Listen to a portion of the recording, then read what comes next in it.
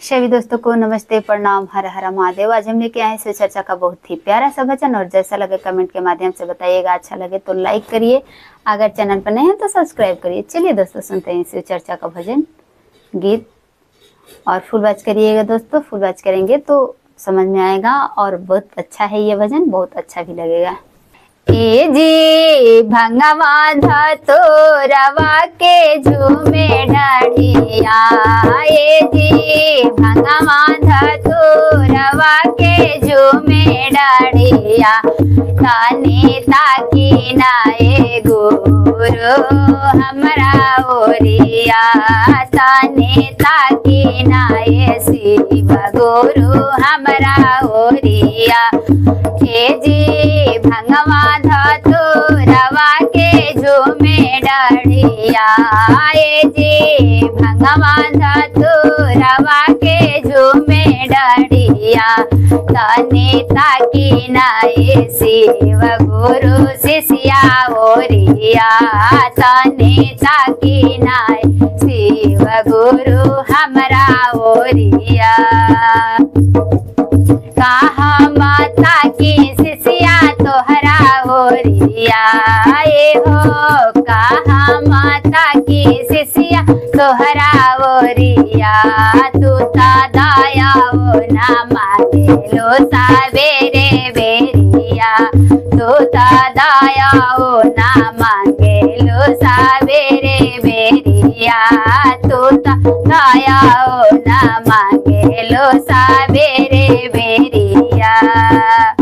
मिलके पाताइया के झूमे डाढ़िया, ए जी मिलके पाताइया के झूमे डाढ़िया, तने ताका नाए शिव गुरु हमरा ओरिया, तने ताकी नाए भोला हमरा ओरिया, तने ताकी नाए शिव गुरु शिष्या ओरिया।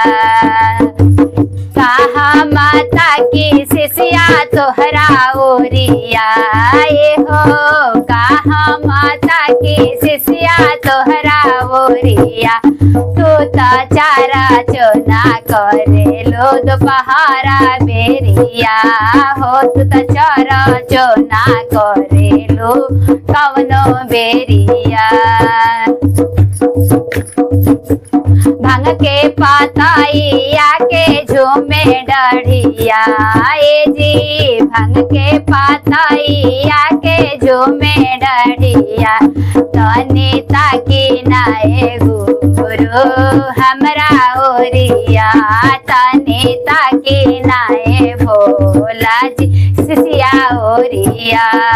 कहा माता की शिष्या तोहरा ओरिया, ए हो कहा माता की शिष्या तोहरा ओरिया, तू ता न मानो ना करे लो सांझी के बेरिया, तू ता न मानो ना करे लो सांझी के बेरिया, तू ता न मानो ना करे लो सांझी के बेरिया।